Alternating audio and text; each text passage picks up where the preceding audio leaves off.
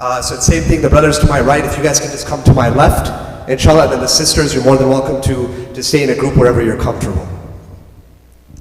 And again, once again, as a final reminder, those of you that are in the hallway, we're going to have the doors shut, so please come on in. We're going to begin the lecture. Alhamdulillah, it's a good opportunity. It's very rare that we get to have someone like Dr. Yusuf with us, so then inshallah take the benefit of that as well. So again, without further ado, we're here to listen to him, not me. He's a passionate astronomer. He's a teacher and faculty member at Zaytuna College.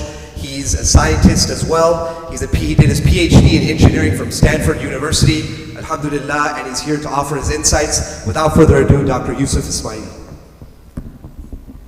I think use both, yeah. Let's get this on. Yeah, it didn't work.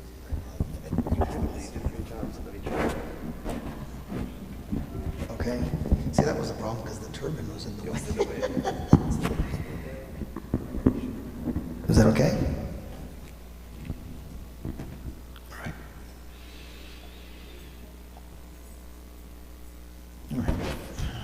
الحمد لله رب العالمين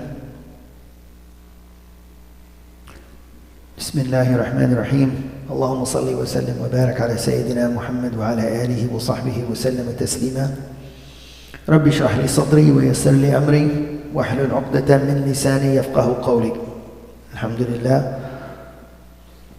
So mashallah,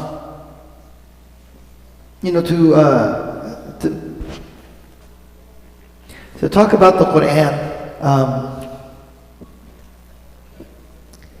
better people have talked of the Quran than I have. So it humbles me that I'm going to sit here and speak to you all about the Quran.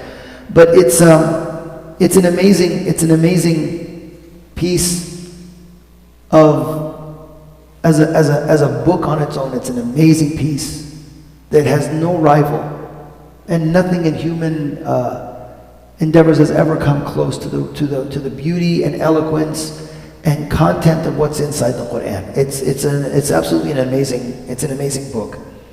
When I was growing up, I had one desire that I wanted to learn. As a young boy, my father passed away when I was a young boy, and I mentioned it in the Quran. I mean in the khutbah earlier today. Growing up, it was tumultuous time of uncertainty, sometimes fearfulness.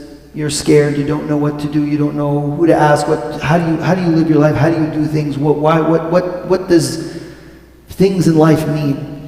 And so one day I was rooting through our closet in our house, and I found among the things of my father, Allah yarhamuhu, a translation of the Quran, and I opened it up and I started to read the Quran. And from that day on, I always had the desire that I wanted to learn the Quran in Arabic. But I didn't have the opportunity until, much later in life, where I did, alhamdulillah, learn the Arabic, and I'm able to read the Quran now in Arabic. And every time I go through the Quran, more and more becomes apparent. You can't take the Quran and read it one time and expect to know everything about the Quran just from one reading. You have to read it over and over and over again. And that's the point of the Quran. It's a recitation. It wasn't meant that it should be something that is just placed up on the shelf and left alone, and maybe picked up maybe once a year, maybe just in Ramadan, or maybe less than that. Or you turn to it when you're... I had a friend who once would say that, if you have a question, just open the Quran, and wherever it lands, you'll have your answer. That's not the right way to approach the Quran. The Quran is a book that speaks to us on many different levels. And we need to approach it in that way. And you need to go back to it over and over again. It's like a river or a lake where an animal will come back to drink from that lake over and over and over again. You can't come and take one drink and then walk away and never have to come back again. You're going to come back to it over and over again. And each time it will satisfy that thirst for whatever it is that you're looking for from Allah subhanahu wa ta'ala. And you have to dive deep into it. Now, when I was, as I mentioned earlier, when I was growing up, I wanted to know what to do. How do I behave? What am I supposed to believe? How do I pray? How do I do these things? And the Quran gave me those answers. Even though I was only reading an English translation, it gave me enough that it gave me something to hold on to. And over the years, as you read it over and over and over again, you get more and more out of it. And you start to wonder, what's the purpose behind this Quran? What was Allah intending? Why? Why did He give us this? Because we know that Allah subhanahu wa ta'ala, He created Adam alayhi salam. And Adam wasn't His first creation. Adam was the pinnacle of Allah's creation. It came after the heavens. It came after He created the earth. Then He created Adam alayhi salam. And when He created Adam alayhi salam, He taught Adam the names.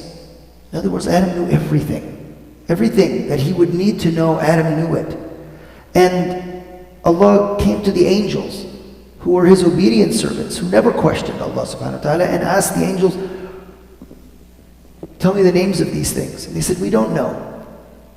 And so He turned to Adam and He goes, inform them of the names. And Adam told them the names. And because of that, He commanded the angels to bow down to Adam alayhi salam. And they did so. Iblis was among them. He wasn't an angel. He was from another creation of the jinn. He didn't bow down. And Allah questioned him, and we know the story. We'll touch on it a little bit more later, inshallah, in the lecture. But He gives Adam entrance into Jannah, and He says, go, you and your wife, be in Jannah, eat from whatever you wish, except don't touch this one tree. So Adam alayhi salam and his wife Hawa, they're in Jannah, they enjoy Jannah, they're there. The shaitan comes to him and his wife Hawa, and he tricks them both into eating from the tree. That the only reason Allah subhanahu wa ta'ala told you not to eat from the tree is that it's the tree of immortality. You eat it and you'll be immortal, you'll never have to die. And they were tricked. They were tricked. What did Adam alayhi salam say after that happened? Astaghfirullah. And that right away we can see something that Allah is informing us, that Adam alayhi salam had the humility to recognize that he had made a mistake, and he sought Allah subhanahu wa ta'ala's forgiveness. Whereas Iblis didn't see that, and the mistake that he fell into, he in turn blames it on Allah subhanahu wa ta'ala. So there's a difference between who Bani Adam is and who Iblis and his shayateen are. They're disobedient, and Bani Adam, we make mistakes. And so Adam alayhi salam says, astaghfirullah, forgive us. And Allah forgives him. We don't have this concept of original sin that plagues humanity throughout our lives. That's already been forgiven. But Allah says, you have to leave the Jannah now. You have to go down to earth. And you have to stay there for a time. But I'm going to send you my eye. I'm going to send you my signs. I'm going to give you words. And if you follow them, you'll be guided. And you'll be back in Jannah when you return to me. So we're on this journey, and I've always felt, when I've been growing up, that tell me what to do and I'll do it.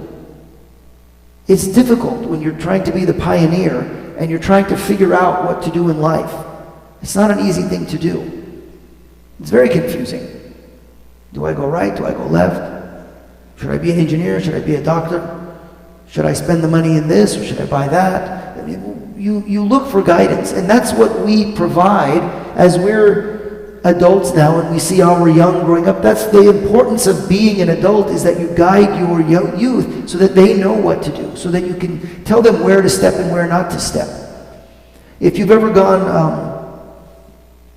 into the outdoors, hiking, camping, and those types of endeavors, it's good to take a guide with you, because you don't know where you're going to go, what's right and what's wrong.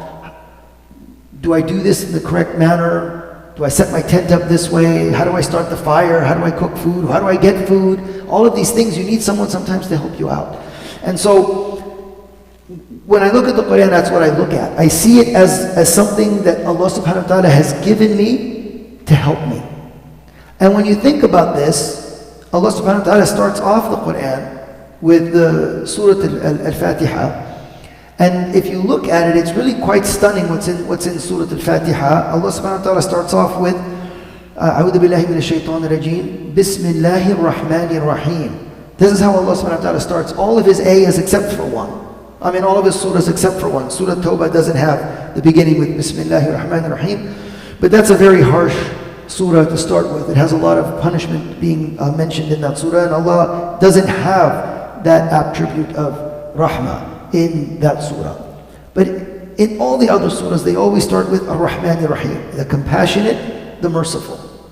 And when you look at Allah subhanahu wa ta'ala with that attribute of compassion, when you stop to think about what compassion is, both the attributes of Ar-Rahman and Ar-Rahim both have this idea of gentleness with whom Allah deals with. But when we talk about Allah subhanahu wa ta'ala being Ar-Rahman, that's the mercy for this world. Because He's Ar-Rahman to His creation. And whether the creation is obedient to Allah subhanahu wa ta'ala or disobedient to Allah subhanahu wa ta'ala, He still shows His rahmah to everything on the earth. From the trees, to the rocks, to the animals, to human beings. And whether we believe in Allah or we don't believe in Allah, we still have our eyesight, we still have the ability to breathe, we have the ability to eat. Allah gives us food, Allah gives us clothing, Allah gives us all of these blessings. Whether we believe in Allah subhanahu wa ta'ala or not, He is a rahman to His creation. How do you have such rahmah? How does something have such rahmah? That's Allah subhanahu wa ta'ala. And Ar-Rahim, the merciful, this is for the next life, when we're standing before Allah subhanahu wa ta'ala on the day of judgment. When Allah subhanahu wa ta'ala is now not just Ar-Rahim, but He's also Al-Adil. He's the judge now. He's the one who's going to put down the law. He's the one who's going to say, bring the scale and let's weigh the deeds. And now we're going to judge. You got away with things in the previous life, and I let you have your way, and I gave you food and I gave you blessings, but now it's time to pay. This is not the time where Allah subhanahu wa ta'ala shows His rahmah, although He is still Ar-Rahim, and He will show His rahmah to whoever He shows it to. Abu Bakr radiallahu anhu, he told the Prophet Muhammad, I'm still going to be afraid that I won't be in Jannah. Even if I have 1 foot in Jannah, I still will be afraid that I'm not going to make it to Jannah. Because we still need Allah subhanahu wa ta'ala's rahmah. And the Prophet Muhammad told us that no one enters Jannah without the rahmah, without the mercy of Allah subhanahu wa ta'ala. And they said, even you, Ya Rasulullah, the companions asked him, he said, even me.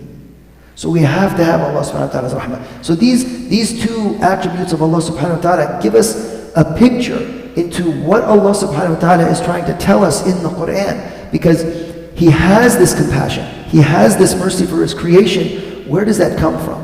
He has another name that He informs us of, and that is Al-Wadud, the loving.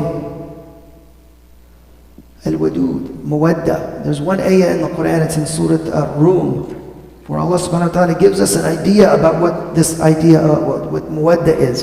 Where Allah subhanahu wa ta'ala informs us, أعوذ بالله من الشيطان الرجيم ومن آياته أن خلق لكم من أنفسكم أزواجا لتسكنوا إليها وجعل بينكم مودة والرحمة إن في ذلك لآيات لقوم يتفكرون. So Allah subhanahu wa ta'ala is telling us, and of His signs is that He created for you from your own selves mates, that you may find tranquility, so you can find tranquility in them, and He placed between you mawadda wa rahmah. Mawadda is a type of love. There's many words for love, but this mawadda is a type of love. Where did I put that? Mawadda is a type of love that has a deep friendship type affection. It's not an erotic love. It's not a passionate love. It's not a hot love. It's one that's built upon friendship and deep caring for each other. Coupled with rahmah, with mercy.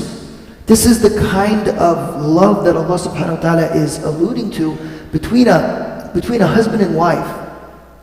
It's the foundation that builds a society, because it starts with a man and a woman. And from them, children come. And that mawadda is still within the family, because it builds up that love. Where you have your love for your children, or the love that you have for your parents, it's a mawadda as well, because it's a deep love that doesn't have anything heated about it. There's many, like I said, many words for love. This idea of mawadda is a cornerstone in what Allah subhanahu wa ta'ala is trying to give us through the Quran. And when Allah subhanahu wa ta'ala then takes us from this idea of His rahmah, and then opens up the Quran with this beautiful, where did I put it now? Bismillah. SubhanAllah, I just had it here. Where did it go? Latif. Yeah, SubhanAllah. He opens up with, continuing with the Surah Al-Fatiha. This surah is an archetype of dua. Allah is telling us, if you want something from me, here's how to get it. Bismillahir Rahmanir Rahim. Start in the name of Allah, the compassionate, the merciful. And then, by using these best of attributes, you approach Allah subhanahu wa ta'ala. And then praise Allah subhanahu wa ta'ala. Alhamdulillahi Rabbil Alameen. Maliki Yawmiddin. Recognizing Allah's authority as well. Iyaka na'budu wa iyaka nasta'een. To you, we admit our neediness, and to you, we admit our obedience. Ihdina as-sirat al-mustaqim. So we ask now, what are we asking for? We're asking for guidance. We want guidance on what? On sirat al-mustaqim, that straight path. The path that Allah subhanahu wa ta'ala, as I mentioned in the khutbah, that He would rectify for us, so that we don't have to wander through life wondering whether I'm doing right or wrong. We're asking for that sirat, that straight path. And then, not only are we asking for that straight path, we're now specifying very specifically what path we don't want. Right? Sirat al-mustaqim. اهدنا الصراط المستقيم صراط الذين أنعمت عليهم. We want the path of those whom you favored, not the path of those who have earned your anger, nor of those who have gone astray, who have just wandered away and have no business in even asking for help. That's not the path we want to follow. That's an archetype of the type of dua, of how we're supposed to approach Allah subhanahu wa ta'ala. And then Allah subhanahu wa ta'ala opens the Quran with Surah Al-Baqarah, the longest surah in the Quran. It covers almost 2.5 juz of the Quran. And then if you read the surah, or listen to it over and over again, you'll start to notice there's an amazing pattern to it. It's almost as if it's a summary of the entire Quran. Almost a summary of the entire deen itself. And it starts off with ذَلِكَ الْكِتَابُ لَا رَيْبَ فِيهِ. This is the book. This is the book. There's no doubt in it. هُدًى لِلْمُتَّقِينَ. It's a guidance for those who have taqwa. For those who are conscious of Allah subhanahu wa ta'ala, it's a guidance. So Allah is telling you now, think about this. When we think about a love letter, right? Most of the time, typically what a love letter is that a love letter is written by a lover to the object of his affection. It's written to the beloved. And the letter will usually have in it enumerations of all the qualities of the beloved that the lover adores. Sometimes it's written to entice the beloved, to try to bring the beloved through flattery. Again, by enumerating qualities that the beloved has that has charmed the lover. Sometimes the lover enumerates why the lover is in love with the beloved. When you think of a love letter in this way, that's not what Allah subhanahu wa ta'ala is sending us. He's not enumerating what He loves about us. If anything, Allah subhanahu wa ta'ala enumerates in the Quran over and over again our shortcomings to remind us of who we are, so that we don't become arrogant and full of our own selves. Because we're not at a station where Allah subhanahu wa ta'ala would have to enumerate what makes us so great. It's just the opposite. But think of the Quran not in that term, as a love letter where someone is enumerating what the lover loves about the beloved, but think of it in terms of that the kind of love letter that the Quran is made of is the kind of letter that someone would write to someone that they love, that would help that beloved accomplish something. Think of a father to their children as they head off into life. What would a father give their children? Like in Surah Luqman, how Luqman was exhorting his son to be a patient person, to be someone who speaks softly, to be someone who treads lightly on the earth. He's giving his son advice on how to be a good human being in the world. This is the kind of love letter that a father would write to his child, or a friend would give to another friend. Or if someone came asking for advice, I need some advice, can you help me? And out of that love of kinship or bondship or friendship, you would give that person advice about how to do something, how to start a business, how to get married, how to live with a partner and make it a fruitful marriage, not one that's filled with strife and difficulties, but giving that type of advice. That's the kind of love letter that Allah subhanahu wa ta'ala is writing humanity. Because He's telling us, this is the guidance. It's hudan lil muttaqeen. And then Allah subhanahu wa ta'ala continues with this and says, listen, there are three kinds of people in this world. There are the people who believe. And he describes it with just one ayah.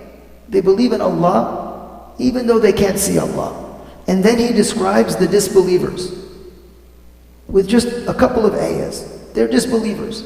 And then He goes through and He starts giving us this long enumeration of hypocrites, so that we can identify the hypocrite. Because the hypocrite at face value, is someone that you think is going to be your friend, someone that you think is going to help you in life, someone who says pretty words to you to placate you, and then behind your back stabs you. And Allah subhanahu wa ta'ala is warning us of these three types of people. And He continues on in Surah Al-Baqarah after enumerating the types of people, and then tells us of the story of Adam alayhi salam, to warn us that your true enemy is not the disbeliever, is not the hypocrite. Your true enemy is Iblis. Your true enemy is Shaitan and his shayateen jinn that disbelieve in Allah subhanahu wa ta'ala and follow him and have taken a vow to entice you to wrong actions. So Allah subhanahu wa ta'ala has already, before we even get into 30 ayahs of the Quran, He's already informed us of who we can trust, who we know are going to be trouble, and who we need to be wary of, and who our true enemy is. If that's all Allah subhanahu wa ta'ala gave us and said, you're done, go on, go ahead, live your life, we could probably work out the rest. Maybe, maybe not. But that's such an incredible foundation to start with, that someone would give us this information from the very start and say, here you go. This is what you need to worry about. Live your life.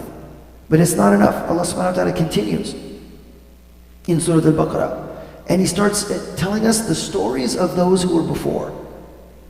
And in Surah Al-Baqarah, he goes through the story of Bani Israel and how they were enslaved to Fir'aun, and how Musa was among those who were enslaved.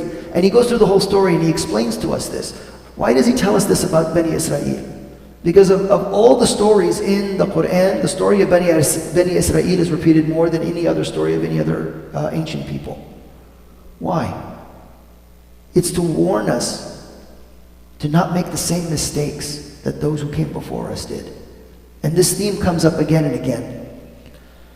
He then gives us the characteristics of what it means to be righteous. And then Allah subhanahu wa ta'ala starts to set the rules. The first commandment that Allah subhanahu wa ta'ala says in the Quran, when you're taking it from the beginning to the end, Ya ayyuhan nas, u'budu rabbakum.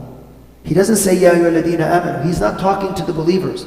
Ya ayyuhan nas, O humanity, u'budu rabbakum. Worship your Lord, the one who created you and the one who created those who were before you. This is the first commandment that Allah subhanahu wa ta'ala has for humanity. Worship your Lord. Who is our Lord?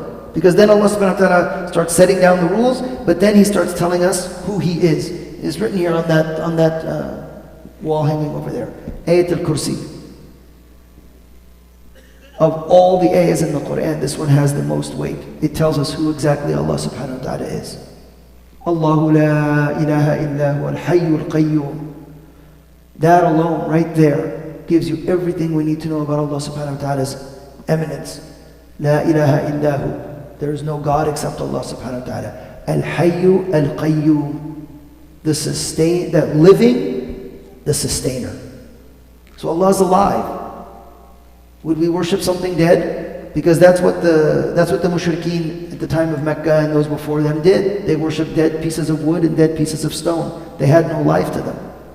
What benefit is that going to do anyone? What harm is it going to bring anyone? It's not alive. Would you be afraid of a dead lion? No, it's dead. You can walk up to a dead lion. It might smell terrible, but you can walk up to a dead lion. It's not going to harm you. What about a living lion?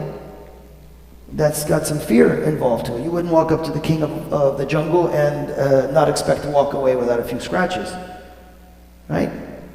It takes an immense amount of courage to walk up to a lion, like Sayyidina Hamza, who was known as the lion hunter. That's what he did before his Islam. He was a lion hunter. He would go out into the desert at night and he would hunt lions. I don't know if you watch any of the nature documentaries and you look at lions. Watch them. Some of them are just absolutely the most frightening animal on the planet. The amount of sheer force in these animals, it's subhanallah. And to have him, he's a sole man out in the middle of the desert hunting lions. That's a man. That's a rajul, right? That's a man. I wouldn't want to go hunt lions like that. Al-Hayyu al-Qayyum, right? Allah's living. He's alive. And He's al-Qayyum, the sustainer. That's an amazing thing, that Allah is the sustainer. So every moment of existence is sustained by Allah subhanahu wa ta'ala. He's also al-Qahhar. He's the destroyer.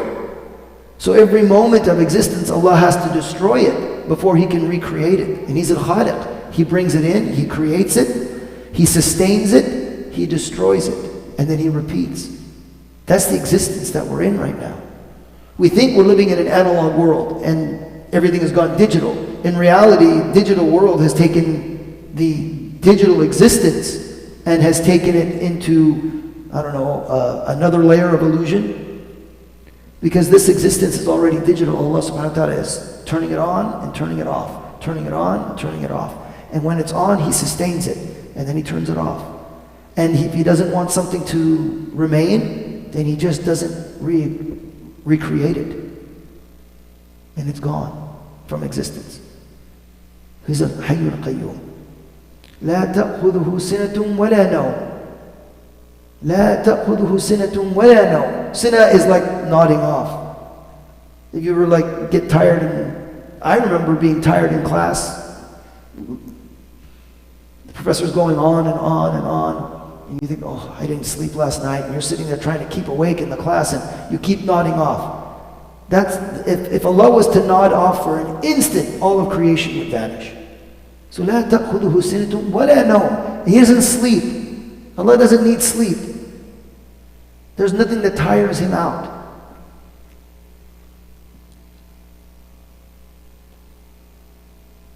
لا تأخذه سنة ولا نوم.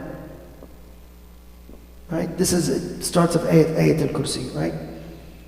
And it's a beautiful ayah because He's telling us everything we need to know about Him.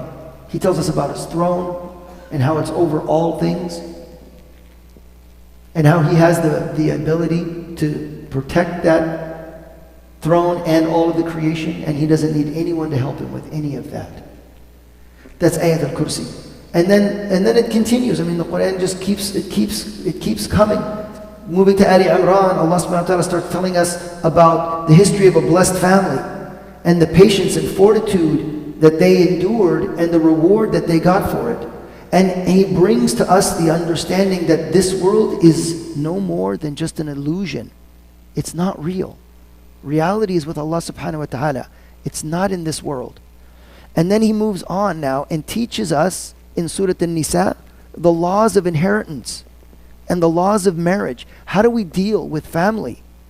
Because it's not enough that you can deal with yourself and other people, but now you have to deal with family, blood relations. When you bring two different peoples together, you're not just bringing a man and a woman, you're bringing an entire community of people together. And then in the time of the Prophet Muhammad sallallahu alaihi wasallam, you brought entire tribes together. So how do you deal with that now? Allah subhanahu wa ta'ala gives us these rules. He gives us the rules of prayer. He gives us how to deal with people from other faiths. Because not everybody believes. And we know that they're other people. And then He moves on to Al-Ma'idah, where He teaches us about food, what we can eat, what is halal, what is not halal. He teaches us about hunting. He teaches us now, he introduces the next life. And he talks about Isa alayhi salam. And he talks about, in that surah in specific, he talks about the Ma'idah, the feast that Isa alayhi salam, on the behest of his disciples, ask Allah, ask your Lord to bring down a feast for us. And Allah subhanahu wa ta'ala honored that. And he sent it down, but he sent it down with a really stern warning that I think is really important. He says, I will give it to you, and you can have your Eid, and you can be festive. He says, and eat and enjoy it. But if any of you disbelieve in me after this, you will receive a punishment that no one else in all of my creation will ever receive. That was a very stern condition for enjoying that feast. Because Allah subhanahu wa ta'ala wants people to understand, yes, I'll give you what you want. But don't disbelieve in me. Don't disbelieve. And this is, again, it's a warning so that we don't make mistakes. Allah subhanahu wa ta'ala moves on and he continues in bringing the idea of La ilaha illallah, warning us what will happen to those who fail to see the truth in La ilaha illallah. And then tells us this is not something that you need to be told. And he gives us the story of Ibrahim alayhi salam, how he knew Allah subhanahu wa ta'ala was one because his father Azar, right, was the idol maker. Didn't understand why his father was making idols. And what does he do? He says, I'll find my own God. And he turns and he sees a star rise. And he says, this is my Lord. Look at how magnificent the stars are. And then when the stars set and they vanished, he says, I don't like things that vanish. So then he sees the moon rising. And he goes, this is greater. Look at how much greater this beautiful moon is. And then the moon set. And he says, I don't like things that vanish, that set. And then he saw the sun. He goes, this is much bigger. And then it set. And then he says, I've given up on all of this. He goes, I'll believe in the one who created all of this. So he was able to deduce for himself the oneness of Allah subhanahu wa ta'ala. That it's not impossible for a human being to understand that. Because I'll tell you why. When Allah subhanahu wa ta'ala created humanity, he created all of our souls. Our souls have been in existence since the beginning of creation. And Allah arranged them in a place, in the unseen, like you would arrange soldiers in a rank. And whoever you are close to, whichever souls you've been close to in that place, you will meet them in this world. And the closer you were to them in that place, the closer you will be to that soul in this world.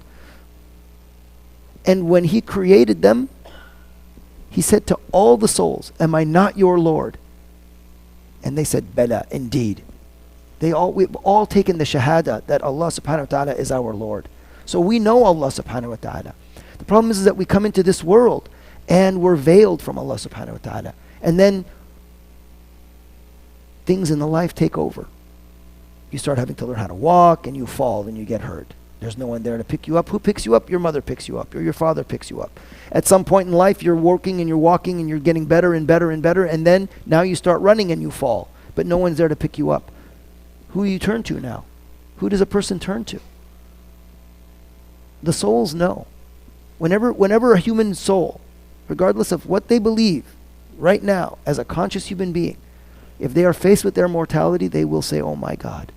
Who are they calling out to? Especially for the atheist who says they don't believe in anything at all. Put them in the state where their mortality is in front of their face, and they will proclaim to call out to Allah subhanahu wa ta'ala. They will say, oh my God. It's not just a colloquial word that people say on there. It's something the soul understands and knows. And Ibrahim alayhi salam was that model for us. He was that archetype who understood La ilaha illallah without having to be told La ilaha illallah. And that's why he's the father of the prophets. And Allah's signs and blessings are everywhere. We just need to look. And Allah subhanahu wa ta'ala continues by inviting us to do good, warning us about being arrogant and disobedient, and then starts bringing in the Quran the stories of all the prophets who came before us and the people, their people, and the important lessons that were there and learned. We can see those lessons still manifesting in our lives today. When you look at Surah, the Prophet Shu'aib, his people were merchants. They would buy and sell, and yet they would cheat the people. They would cheat the people. They would cheat on the scales. And Shu'aib told them, don't cheat on the scales. Be just. Because if you don't, Allah will send a wind that can destroy you. And they didn't believe it. They said, bring it. We don't believe this. It's just stories. We don't believe it. And what happened? Allah subhanahu wa ta'ala sent the wind, destroyed them. It's absolutely destroyed them. And I thought it was ajib that in 2008, after the financial crisis that took place here and worldwide, we had in the United States tornadoes that raked through the United States that clocked winds that have never in human history have ever clocked winds that fast before, and raked through the Midwest and destroyed things. Now, was it fair to have destroyed the homes of the people that had nothing to do with the collapse in the first place? The problem is that when we allow wrong to take place, we all become complicit in that wrong. We all become complicit in it. The good have to stand up against those who are wrong and correct them from doing their wrong. If we stand by and allow it to happen, we're just as wrong as they are. So it wasn't, to me, it wasn't a surprise that Allah subhanahu wa ta'ala sent such wind to a nation that perpetuated this economic disaster on the world. Trillions and trillions of dollars vanished. Where did they go? They didn't just vanish off of the books. They're in somebody's pocket somewhere. They're cheating the people. And Allah subhanahu wa ta'ala has stern punishment for people who do that. And these stories, and I've heard, subhanAllah, I've heard Muslims tell me, oh, those are just stories of the people of the past. They're just stories. It's like, yeah, Latif, you claim La ilaha illallah, and you're calling these stories of the past. That's what they said to the people who were before them. And look at what happened. We don't take these as just stories of the past. This is true. Allah subhanahu wa ta'ala wouldn't be telling us this if it wasn't something that was beneficial for us. Why? Because He cares for us. He's a Rahman. He doesn't want to see His creation being punished. No more than you want to punish your children. It hurts when you have to punish your children. You don't do it because you love to punish the children. You're doing it so that they'll learn a lesson so that they don't do the mistake again. And it's painful when you have to punish your children. There's a hadith, if I'm not mistaken, it's a Qudsi hadith in Imam Nawawi's 40 hadith. If you want to know your Lord, know yourself. If you want to know Allah, know yourself. Because how we feel, Allah subhanahu wa ta'ala has taken. You look at the attributes of Allah, Rahmah. Rahmah is in our hearts. We have Rahmah. It's in Allah's creation. That's the mark. I mean, Allah has put that over all of His creation. Regardless of all of His other attributes, His Rahmah is the overarching attribute that He marks on all of His creation. Why does it rain? That's Rahmah. Allah sends the rain because it's Rahmah. That's Rahmah. The dew in the morning is Rahmah. The coolness is Rahmah. To drink cold water is Rahmah from Allah subhanahu wa ta'ala. If you've never lived in the desert for an amount of time and had to go without cold water, you maybe don't understand the blessing of cold water. As I didn't understand the blessing of cold water. I never lived in the desert. A little more than a couple decades ago, I had the opportunity to go and visit one of my teacher's schools in Mauritania, in West Africa, and to stay there. SubhanAllah, the dust, the heat is so dry. And then we went to go visit another school with Sheikh Murabat al-Hajj, where he has his mahdara. We were there, and all they have there is just whatever water they pull out of the ground. It's hot. You're drinking hot water. You're alive, alhamdulillah. It's going to keep you alive. But then we come back to Sheikh Saleh's school, and we're sitting there at the school, and we get there after this long journey through the desert, and it's hot and dusty, and we're tired, and our eyes are burning, and your throat's on fire. And there was one brother there. He goes, you know, there's a cold soda in the ice cooler there. And I said, cold? Where do you get? We bought some ice from the store in the village over there. And I said, subhanallah. I said, can I have it? And I don't drink soda. I haven't drank soda ever since I took chemistry in college, when I learned about phosphoric acid and how dangerous it is. I said, okay, I'm done with soda. That day, I opened up that can of Coca-Cola, and I drank and I drank and I drank, and that cold came down my throat. And when I finished it, I pulled it away. I said, alhamdulillah. That brother was dying. He was laughing so hard. He goes, that should have been on video, and you should have sold it to Coca-Cola. You'd have made $1 million off of it. But I understood the blessing of that cold drink. Subhanallah. That's rahmah from Allah subhanahu wa ta'ala. That's His mark on the creation. Allah subhanahu wa ta'ala then continues, and He starts telling us about the battles that the Muslimin took, the struggles that they went through, the hardships that they had to endure in overcoming the disbelievers. That's not, alhamdulillah, Allah subhanahu wa ta'ala is not asking us to go out and risk our lives. Jazakumullahu khairan, the Ahl al-Badr did that for us. And through their barakah, we have Islam today. Had it not been for those 70 Muslimin who stood up against 1,000 mushrikeen, that's courage. Had it not been for them and the barakah that came through them, we wouldn't have Islam today. And Allah subhanahu wa ta'ala sent them. What did He send them? Who knows what He sent them? 50,000 angels.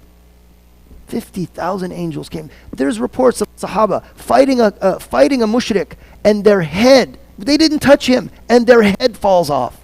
How does that happen? That's the unseen army that Allah subhanahu wa ta'ala sent through His angels, riding on whatever they rode, slicing. That's Allah's love. That He was there to help them. Why? Because they were sincere. They were there fi sabilillah. Whether we live or die, we're going to do this for you, Ya Allah subhanahu wa ta'ala, because we want La ilaha illallah to spread throughout the land. And had it not been for them, we wouldn't have Islam today. That's Allah's rahmah. That's Allah's love. And He's reminding us of this, that He will always send us help. Always.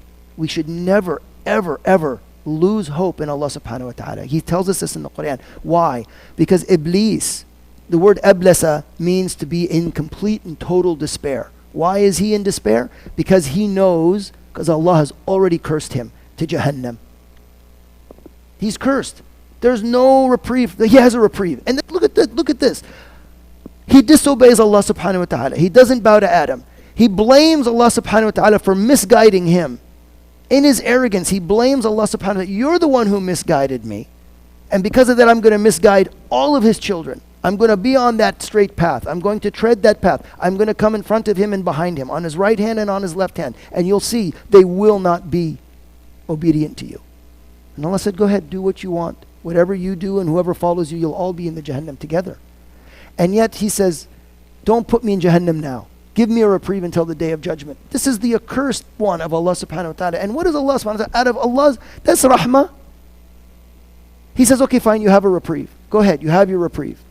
Because He could have threw him in Jahannam right then and there. And he could have been in there for eternity from that time on. But He says, no, you can have your time. Go ahead, do what you want. You'll see. You'll see.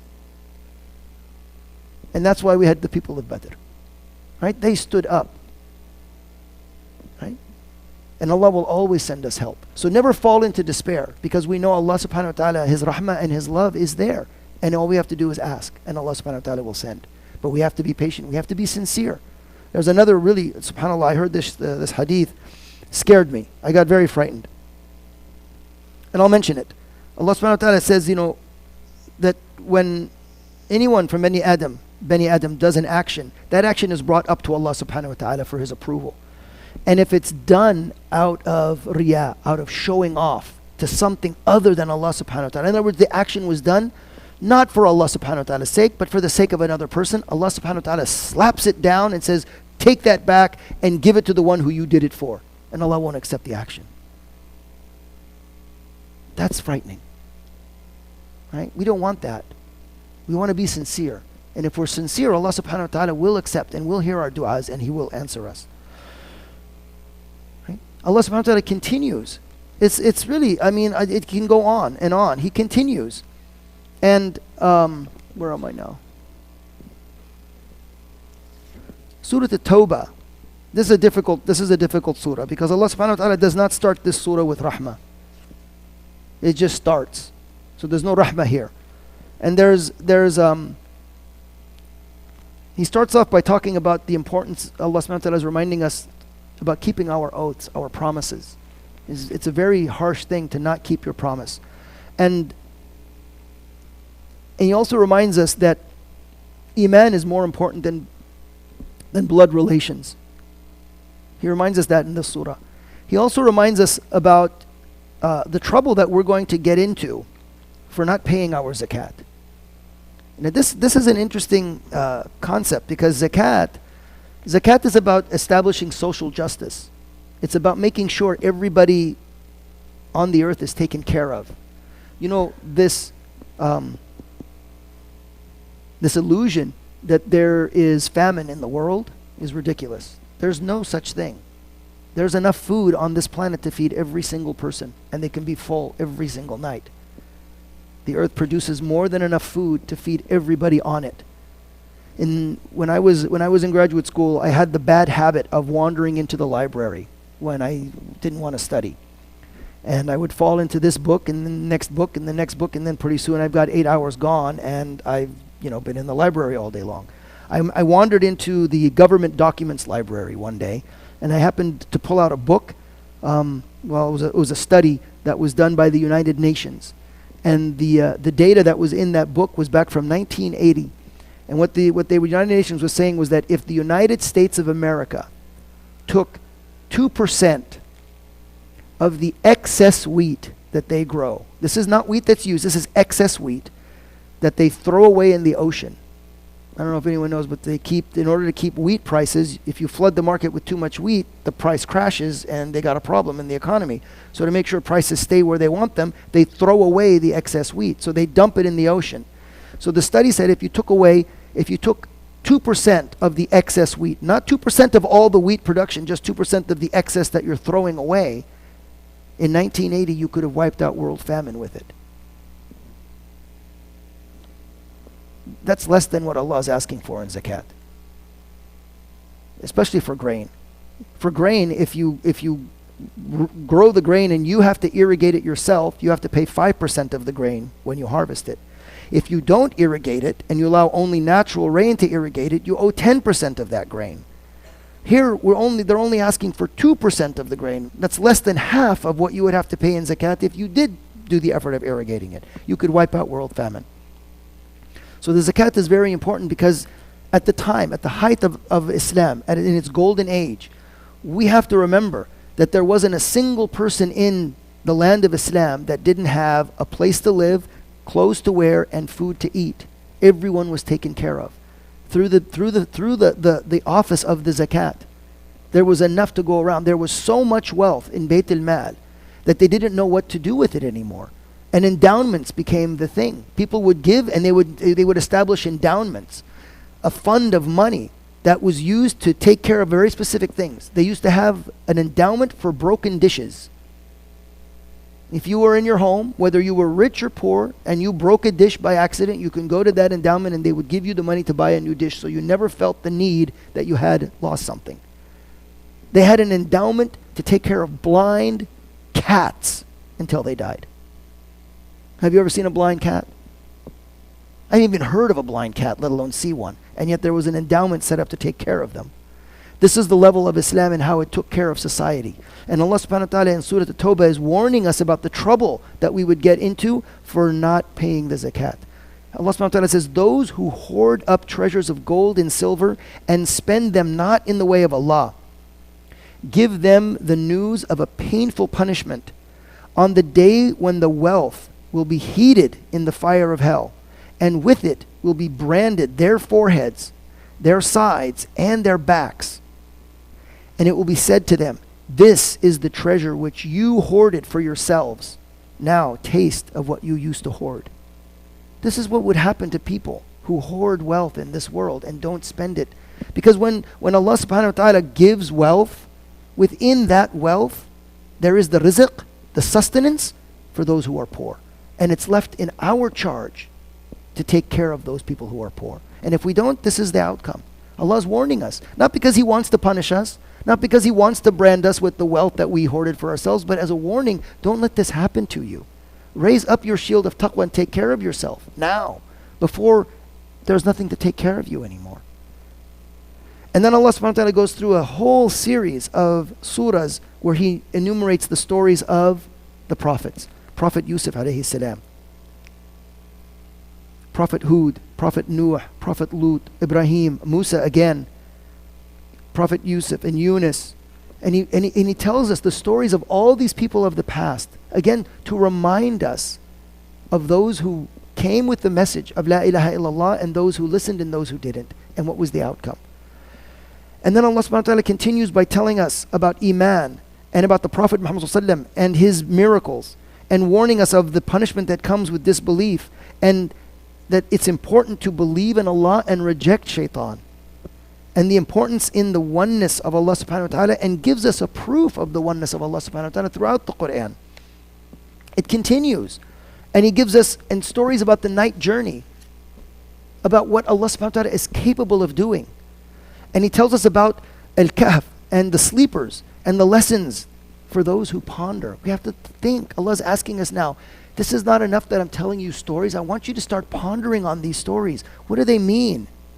We don't, you know, the amazing thing is that we don't have to be a scholar to read the Quran, and we don't have to be a scholar to ponder. But we have to be careful. That's all Allah is asking us. And we have to be careful with the Quran because we don't want to misinterpret.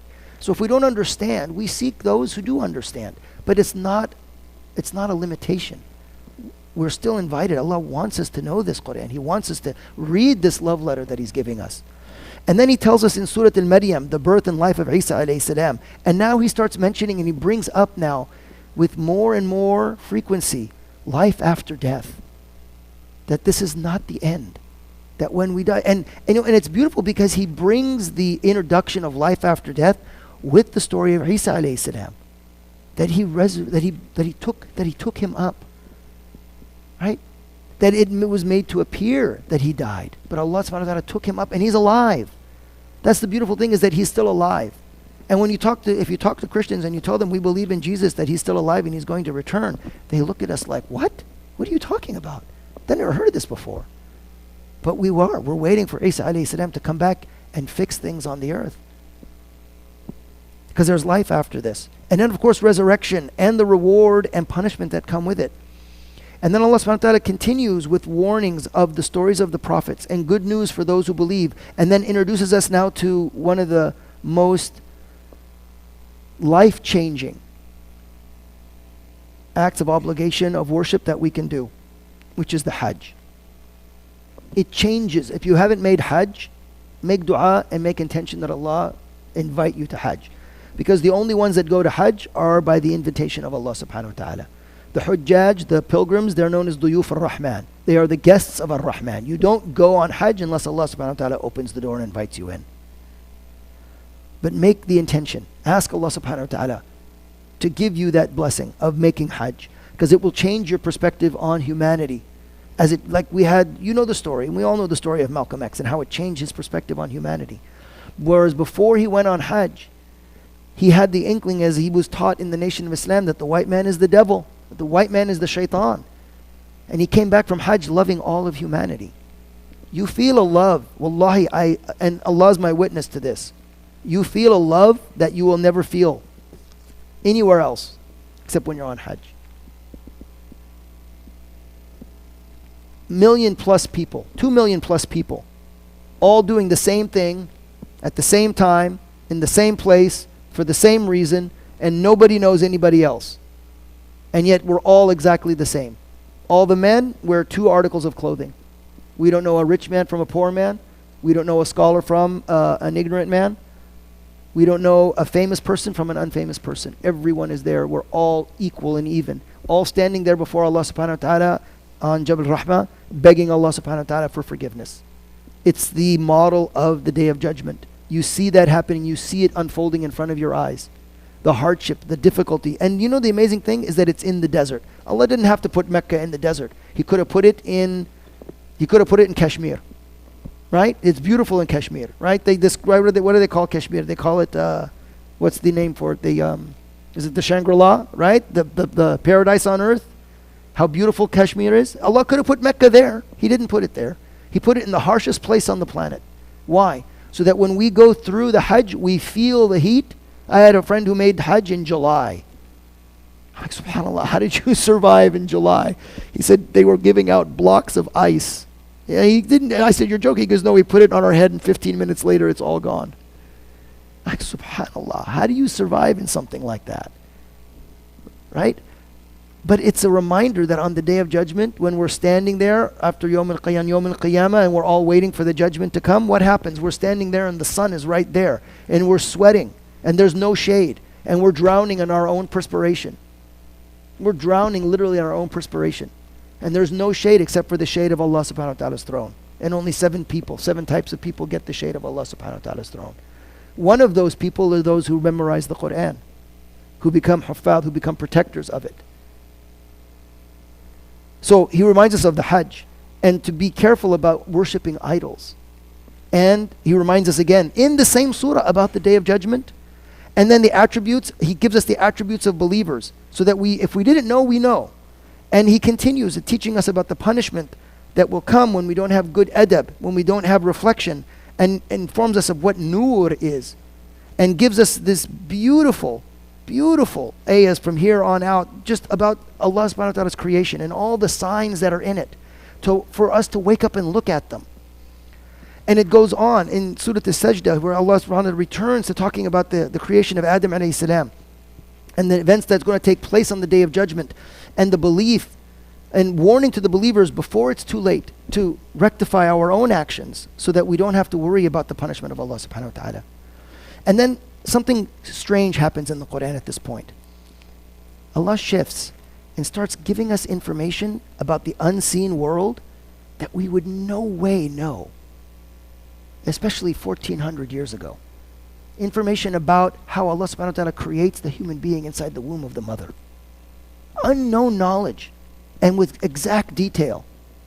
Knowledge about faster than light travel. I mean, today science fiction just dreams about being able to travel faster than light, or even at light speed. And Allah subhanahu wa ta'ala tells us in Surah As-Saba, where Suleiman is asking his army, who's going to bring me the throne of the Queen of Sheba? And one of the jinn in his army says, I'll bring it to you before you can stand up from your seat. And someone else who had knowledge. It's amazing because they don't tell you who it is. They don't say it's a jinn. They don't say what knowledge or anything. They say, and one of his army who had knowledge said, I'll bring it back to you before the glance of your eye can return to you. Allah subhanahu wa ta'ala is telling us that He can bring something physical and He can move it faster than light can move between that person and Suleiman's vision. That's faster than light travel.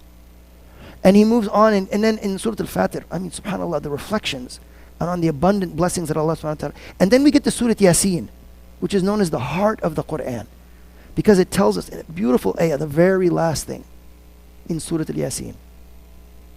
And we're all going to return to Allah. In case we forgot, don't get deluded about this life. Don't get deluded that, your life's going to end. No, we're on a journey and we're all going back to Allah subhanahu wa ta'ala. It's so amazing, right? Because Allah is always reminding us and telling us, don't worry, you're coming back home.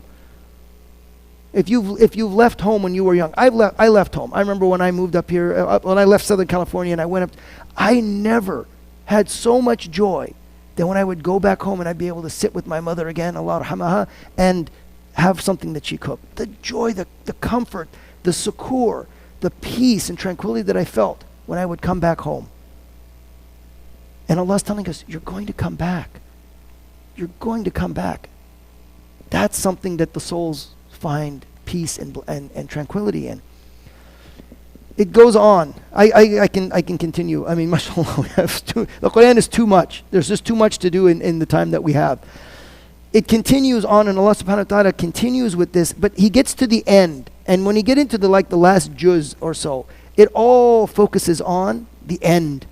He reminds us over and over again about the last day and the Day of Judgment and what comes after, and continuously telling us all of this, so that from the and if alhamdulillah, one of the amazing things that the first time that I was able to do a khatam of Quran in Ramadan, we prayed every night with our imam up in the Bay Area, and it was amazing because we read through the whole Quran and we struggled and we did it all night long, and when we got to the very last surah, and I'm sitting there pondering, I'm in prayer, we're standing there, I'm thinking, what's going to happen? I've never seen what happens when you get to the end of the Quran. What do you do? And he reads the last ayah in Surah Al-Ikhlas, and then we go into sujood and we come back up and he reads Al-Fatiha again, and then he says, Alif Lam Mim, Dhalika al-Kitab. That's the book. You could have, I was ready to just collapse. You just didn't have the strength to bear that anymore. You realized that you just heard the Quran, and now Allah is saying, that's the book. That's the khatam. You come back to the very beginning of where you started. That's the book. And it's an amazing experience when you go through that. But I'll end with this because we're almost done. We've been going a little bit long. The end is this. Allah subhanahu wa ta'ala comes to the very end of the Quran, and what's the very last thing that He tells us? قُلْ هُوَ اللَّهُ أَحَدٌ Allahu Samad Lam yalid wa lam yulad wa lam yakul lahu kufuwan ahad. He reminds us the very last time. Say Allah is one. Right? Allah is one. Right? As-Samad, incomparable, right? He's incomparable. Nothing can compare to Allah subhanahu wa ta'ala. Lam yalid wa lam yulad. He didn't give birth to anything and He was not born. And there is nothing like Allah subhanahu wa ta'ala. That would be enough, right? That would finish the Quran. I mean, it would be a perfect end. Except Allah says P.S., right? Isn't that what a lover does at the end of a letter when you're writing someone you care about? P.S. You know, you say, I love you, right? P.S. Just in case you get frightened. قُلْ أَعُوذُ بِرَبِّ الْفَلَقِ Right? Say, I seek refuge in the Lord of the dawn. Right? From 3 types of evil. Well, I wrote these down. Right? 3 types of evil He wants us to be careful of. I don't know where I wrote it. قُلْ أَعُوذُ بِرَبِّ الْفَلَقِ مِنْ شَرِّ مَا خَلَقَ From all evil that was created. Right? From all evil that was created. وَمِنْ شَرِّ مَغَاسِقٍ إِذَا وَقَبَ And from the evil that lurks in the darkness. وَمِنْ شَرِّ حَاسِدٍ إِذَا حَسَدٍ And from the evil of the one who has envy. Because envy is a terrible disease. And it brings great disaster.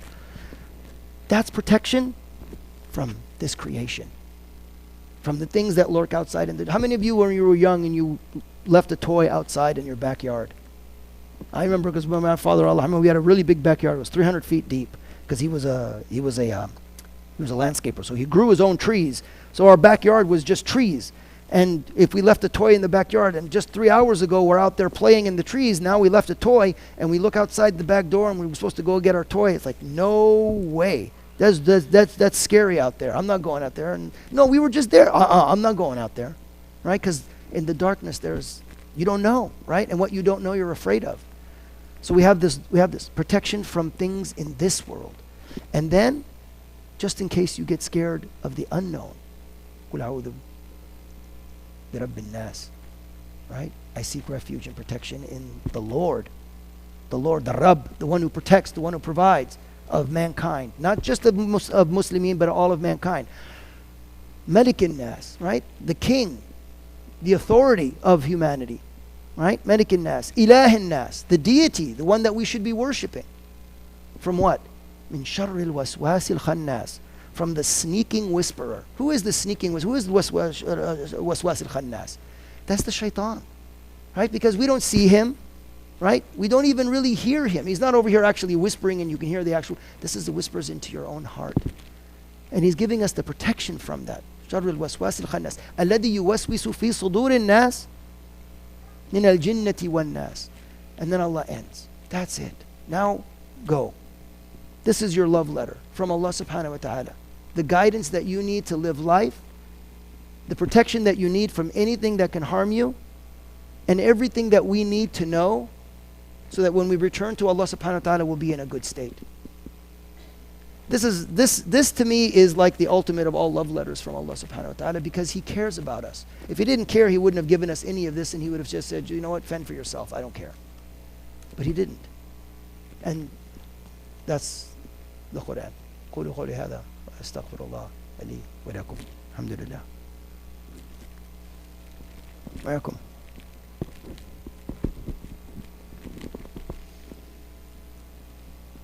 الحمد لله. جزاكم الله خيرا.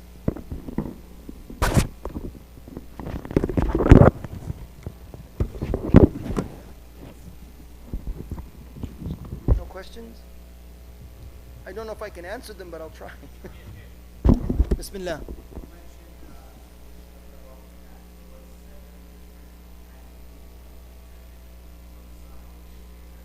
Yes. Subhanallah. I never remember all of them. So, someone who memorizes the Quran and protects it. Someone who loves a believer for the sake of Allah. Now can ask me for the next 5. I don't know. I'm going to forget them. I don't know. But there are 7. Do you have the 7? MashaAllah. Jazakallah khairan.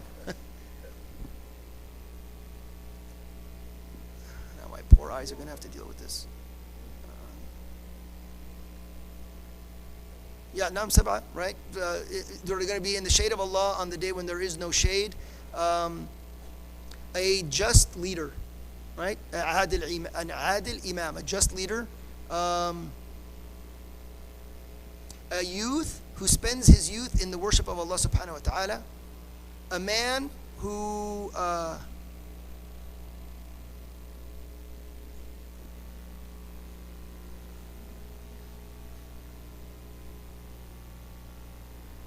a man whose heart is tied to the masjid, right? Men who love each other for the sake of Allah subhanahu wa ta'ala.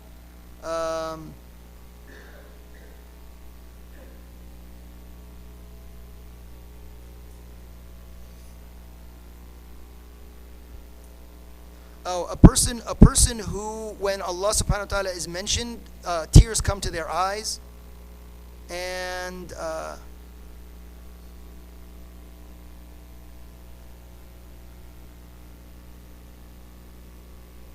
I'm not understanding what does that one. MashaAllah. What is this one? This one here. Rajul what? Tasaddaqa, yeah? Oh, a person who gives sadaqah and keeps it hidden. In other words, he doesn't make it known to others. And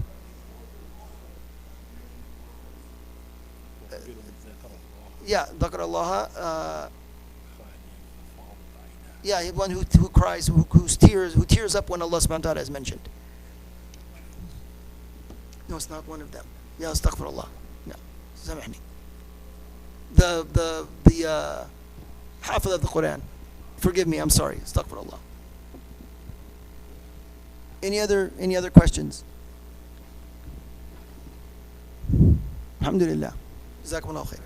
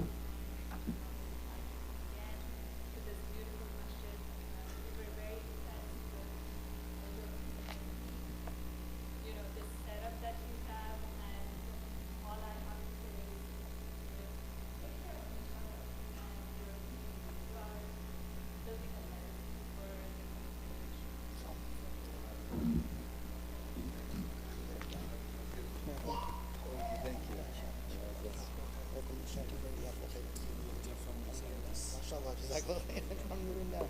Oh, mashallah.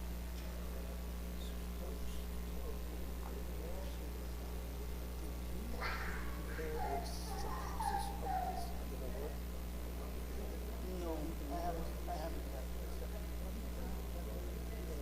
Inshallah. Inshallah. Very good.